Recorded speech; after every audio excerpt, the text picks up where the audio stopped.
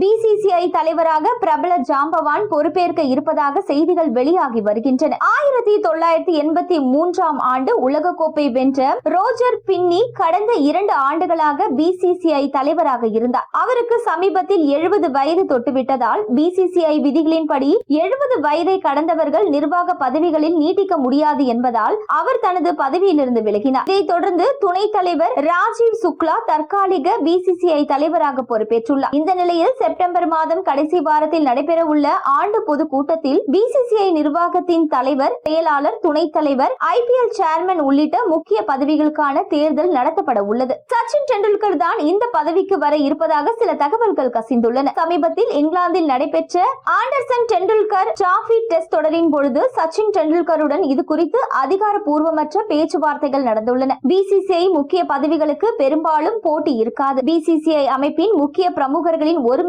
கருத்துக்களின் அடிப்படையில் அனைத்து பதவிக்கான போட்டியின்றிதான் தேர்வு செய்யப்படுவார்கள். எனவே சச்சின் இந்த பொறுப்பை ஏற்க சம்மதித்தால் அவர் அடுத்த பிசிசிஐ தலைவராவது கிட்டத்தட்ட உறுதியாகிவிடும். அதிகாரப்பூர்வ அறிவிப்புக்காக கிரிக்கெட் உலகம் ஆவலுடன் காத்திருக்கின்றது. முன்னாள் வீரர்களை நிர்வாக பொறுப்புகளில் அமர்த்துவது பிசிசிஐயில் புதிய விஷயம் அல்ல. 2019 சௌரவ் கங்குலி பிசிசிஐ தலைவராக இருந்தார்.